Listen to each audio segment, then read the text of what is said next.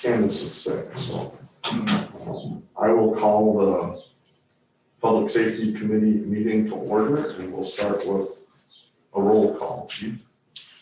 Tammy Roll. Here. Kevin Engline. Here. Randy Swiggin. Here.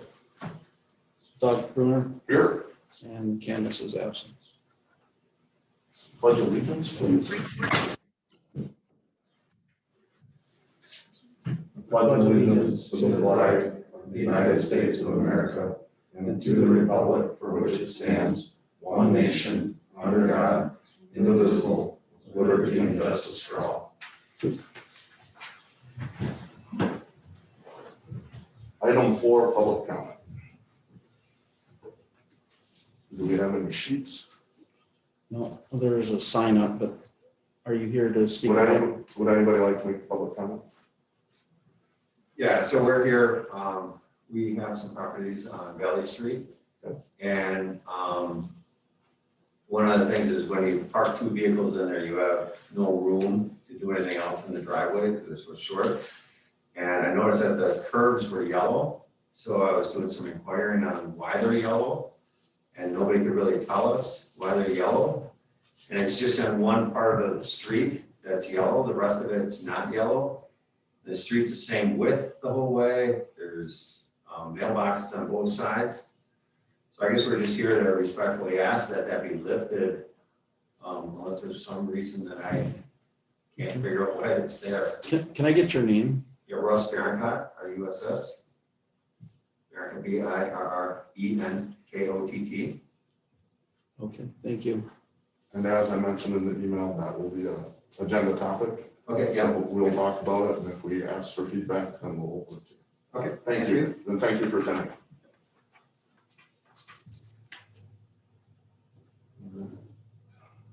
Any other public comment?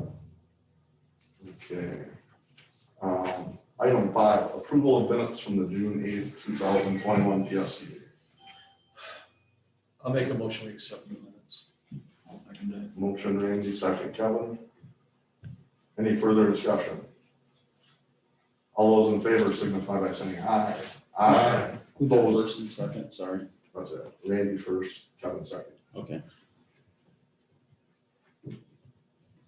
Unanimous, aye. Okay. Report of PFC officers.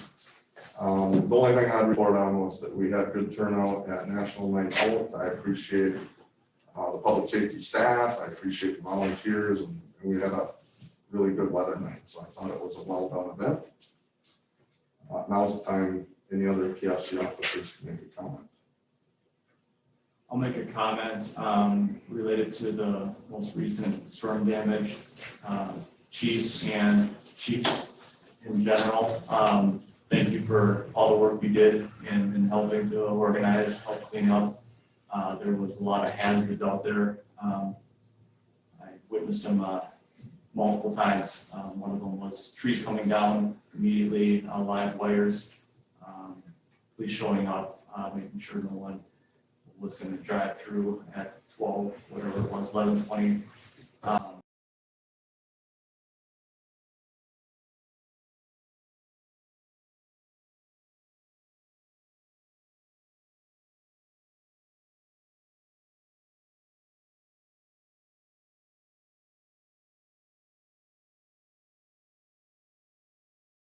Cross Plains Area EMS chief. She is not here. She sent me an email and I'm just going to read it. She says, updates, Assistant Chief Diane Meinholz is retiring from the Cross Plains EMS this month. She doesn't want a big to-do, but she has announced it to our membership and the district board. So basically she's keep passing that on. She's been with the service for 18 years and has done an outstanding job. Her departure will leave a big shoes to fill, but we wish her the best and are excited for her to start making new memories. Diane's last shift will be Saturday, August 21st. If anybody would like to send a thank you, they can do so by sending one to her. Public Health of Dane County has issued a new mask mandate starting Thursday for anyone 2 years of age and older when indoors.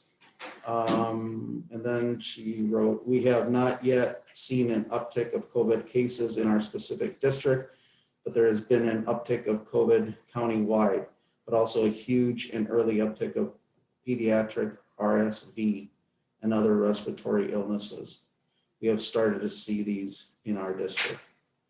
With everything that has happened and continues to happen with COVID, the start of the new school year and changes in general, I just wanted to remind everyone to stay healthy, not only physically, but mentally as well. This past year has been tough on everyone, and it's important to take care of ourselves and keep an eye on each other.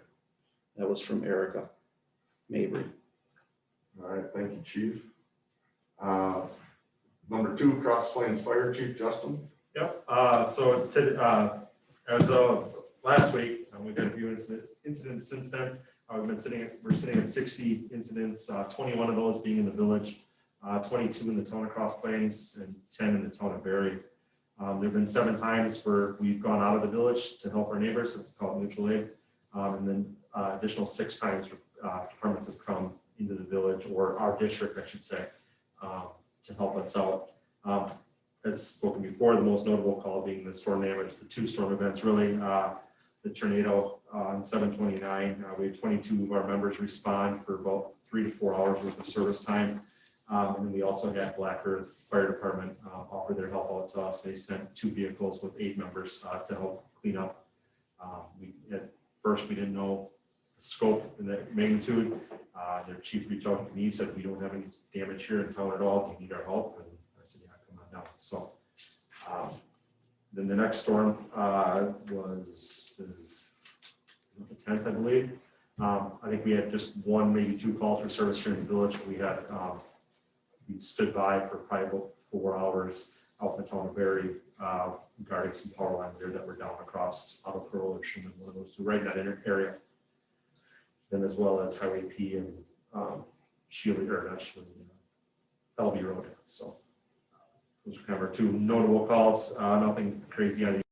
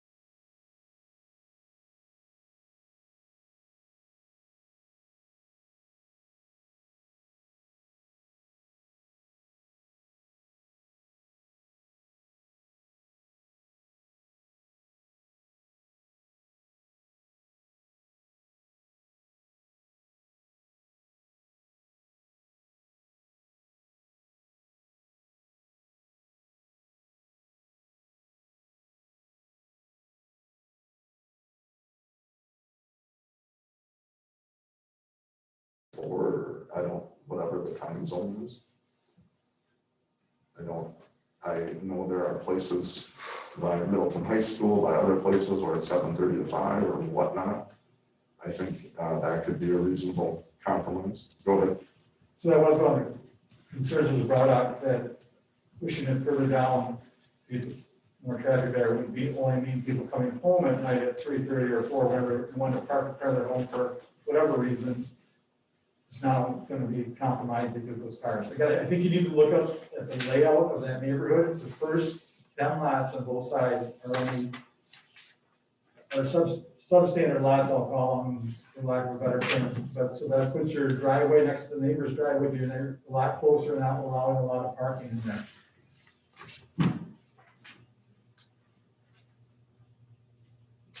Question though, on average, what would be the number of cars that we see in front of the park there? It really depends on the time of day. I've seen, well, on the weekend, they even have bike events coming through Bourbon because of Ironman and all that. So Bourbon's busy, with all that. But I've seen a dozen cars, both on, on both sides. I've only seen 4 cars. Mostly people park on the west side because it's more convenient, it's safer. But I do see cars parked on the east side, and typically the cars I see parked, maybe 2 or 3. At the most, I've seen parked on the east side. But I've seen 4, 5, 6 cars parked on the west. From a public safety perspective and fire in particular, have we taken a truck around that corner? I'm sure we have, but when there's been a vehicle on the east and west side nearest the corner? Not that I can notably think of, but I do believe that's a decent yellow to the south. That, I mean, short of illegal parking, right to the corner, whatever, it's still a wide enough road. Yeah. And, I mean, obviously it's not a dead end, so I mean, if there were some sort of catastrophic, hey, we can't get down here, we can still, obviously some things matter, but The other end. yeah, I mean, and Bourbon's a wide enough road that we can make a swing too. So, if there's a narrow road meeting that road, possible, but, short of the stop sign in the median there. I do believe that it's, parking shouldn't matter. I mean, there's always that line of sight thing, but if there's cars on both sides, you won't be driving more than a couple miles an hour anyway, no matter what you're driving, because you have that issue. But I mean, I can fully agree that there's been cars parked Bourbon, Hill Ranch, but it has not caused this three-way stop there. So I think the root cause of the problem is a good thing. Lots of people are using that park, which is great. Kids are enjoying themselves. I think there's a concern and something that we should look at and try to address. If there's a way to address it in a way that it's just a sign, no parking, 8 to 6 or something like that, I'd be more in favor of that than spraying yellow. But I also think maybe we should get some input from the neighbors. I think it stays as is. We put a sign and have no parking for 8 or 10 hours during the day somewhere in Middleton High School, and we paint yellow a little bit. So I don't know what. How long has it been that they remodeled that park? Has it been a year yet? Roughly a year. Year and a half, maybe. Fall of last year, probably. Oh, so this is really the first full season. Right, yep. That's the thing I was just gonna say, it's a new park. I mean, how long is this gonna last? It's a destination. I brought out the Google Maps, just trying to look at parks out there right now. But- And then another thing too, I heard there was talks of maybe the village doing another park. So is it gonna move, these people, are they gonna start using different parks? They're gonna see one's busy, they're gonna start going to another one, or, is this new one that if we do get or whatever, that can be busier, that's gonna be bigger, better, whatever else. The whole downtown corridor has a lack of parking. Sure. The whole village practically. Go ahead. So to that comment, that's what we're doing, is creating less traffic again, and the Parks and Recreation uses that park for volleyball and football, I believe, in soccer practice, so it brings more cars on Bourbon. I guess it's a perceived problem that we think some kids gonna drive up in front of a car and get hit. And God,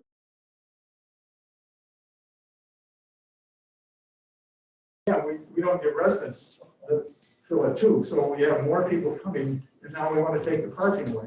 It's a constant issue, in I think, in the village. We come to our community, but you can't park here, you can't park there, you can't park here.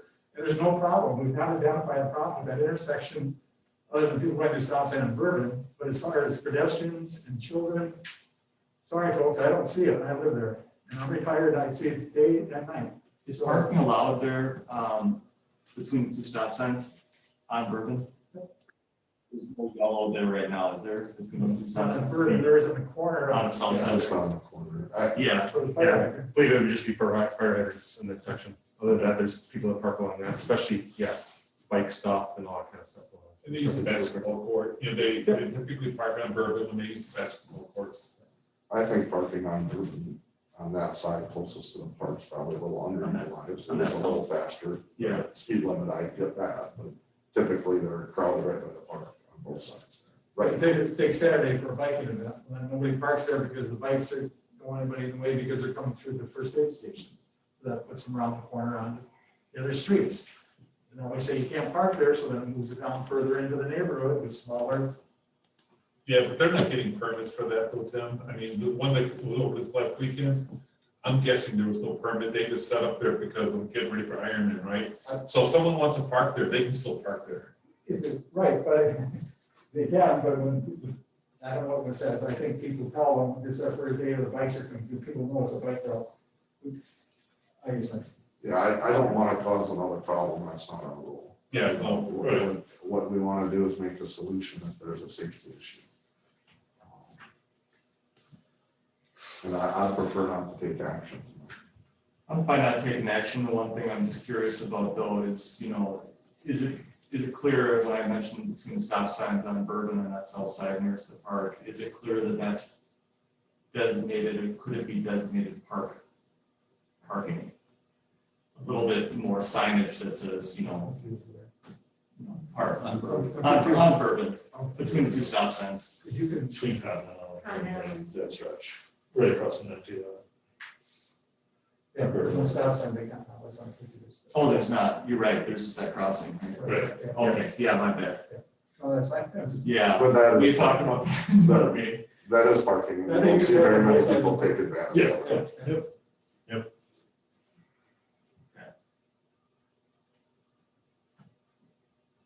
So again, I guess my point is, I don't think there's any sign that says parking here or anything like that, right? Anywhere around there. It's just not a free for all. Just a quick food for thought, I'm driving down the road here in Google Maps. There is a white line on the south side of Bourbon. Is that deceiving the people that they can't park there, like that's a bike lane? I don't, just So, total food for just thought. some history of that. Is that a Highway 14? The last time it was painted. Okay. They weren't supposed to paint it. Oh, Um, Jerry's got a lot of they great got paint. painted every- That's why it's not being done on a regular basis, but. Okay, all right. That's why I was, maybe that's deceiving the people that they. So you guys should have received the policy. That policy has been worked on for a while. That's about as clean of a policy as I can come up with. It's been vetted by multiple chiefs, my department. It mirrors a lot of the policy that is in Shorewood Hills, and it covered pretty much everything that was being asked of us. So I don't know if there's much more we can tweak on it. It's August, and we set this as the target date to kind of take action. We've got a great policy, we discussed this, we've interviewed other law enforcement officials. We've garnered public opinion, I think we've done our due diligence on this. And it's just time to move forward. I'm in complete agreement that the work done by staff and our committee, I feel good about the direction, and I feel good about the policy and the T's crossed and the I's dotted. I'm very comfortable with what's submitted. So I'm at a point of, obviously, the discussion, but I'm be the one to make the motion, and we accept all this information presented. recommended the board this policy be accepted, the budget proposal be accepted, and we equip the Cross Plains Police Department. I would body think, cams. I would think, chief, for process, we should do one at a time. Mhm. So, sounds like, Policy. yeah, so, action 4 is, discussion of possible action regarding policy on body worn cameras. I think Randy wants to make the motion to approve the policy as. I do. Well put. Do I have a second? Second. We have a second by Tammy. Any further discussion? All those in favor signify by saying aye. Aye. Opposed? Passes unanimously. Number 5, discussion of possible action regarding the body worn camera program. I've listened to a motion to approve the body worn camera program. I'll make that a motion that we accept the program as presented. Randy makes a motion. Tammy has a second. Any further discussion? No further discussion. All those in favor signify by saying aye. Aye. The body worn camera program passes unanimously. So number 6 is just simply, I compiled a report, which you guys have had access to, basically summarizes everything we have done to this point and provides some additional data that I looked into and put it together in a report form so that the board can have it. I would like approval to give this to the board. Motion to do that? I will second that one. Randy has a motion to approve. I'll make a motion to second. We'll have a discussion on the budget. So just to clarify that, as I'm looking at, that's specific information related to the budget, not policy. Policy. Okay. What, I guess, clarify that. Yeah, some of it was just supporting material based on research, right? Yeah. And then there was also, but most of it was just around budget.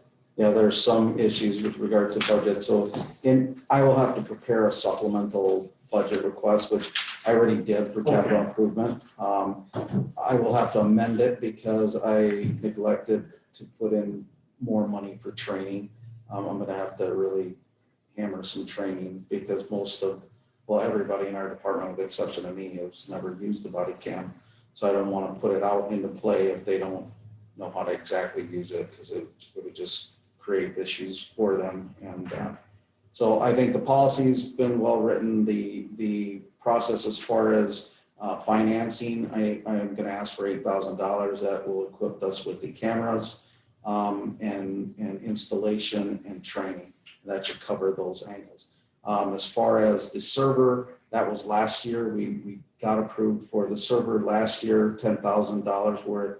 And then I'm using my budget to finish that cost. I'm adding the server that handles this because we might as well do it now. And either way, I think that at some point, body cams are they're going to be something that we're going to have to do.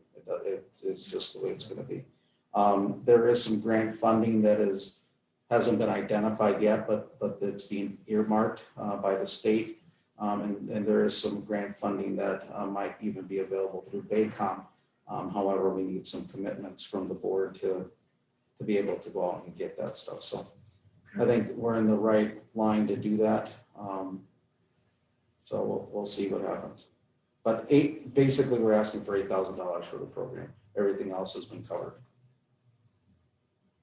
I only bring that up one last time because, I've been kind of a broken record on our duty here within public safety and our recommendation independent of budget and how the village comes up with the money. We're looking at this from the safety perspective, not from the budget perspective. So I guess with that, I just want to make sure that those are separated enough that as they're presented to the board, there's a clear recommendation from public safety in this case that we move forward with it, and that the budget piece is kind of figured out independent of that. Okay. The only thing before you take action on number 6, I would encourage all of you to attend the next village board meeting.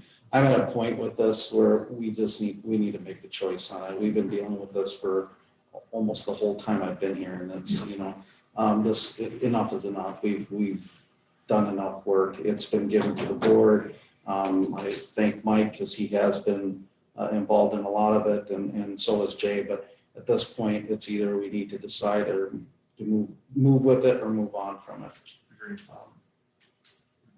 When's the next meeting? It's the 23rd, and so I'm gonna, after this meeting, after all this passes, I will get it on the agenda. I talked to Bill. I won't be able to do anything with it tomorrow, but he'll have it by Thursday and it'll get on the agenda. I will be there on the 23rd. We have a motion by Randy, a second by Doug. Any further discussion? All those in favor signify by saying aye. Aye. Opposed, the same, passes unanimously. Thanks, Chief, for all the work on that. Thank you very much. Next item, future items of discussion, Besides those three, anything else? besides the couple that will come back. Doesn't need to be in the minutes at all, but, you know, the National Night Out was a good experience. I would suggest, you know, we have a small table there next year where we can get concerns and also let citizens know that they can get on this committee and be involved and engaged in the safety program other than when they're upset about something. So, I thought it was, you know, hopefully we'll have good weather again next year, but I thought it was very good. Next meeting, I believe it's, we'll go back to the first Tuesday, so it should be the 7th. 7th at 7? 7th at 7. 7th at 7. Should work for me. Same. Sound good? That sounds good, Chief. 7th at 7.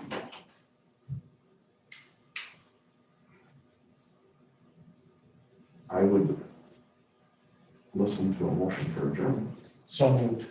I'll make a motion to adjourn. A second. We can do whichever order we want. Randy, Oh, no. Calvin, any further discussion? All those in favor, signify by saying aye. Aye. Thank you. Have a good night.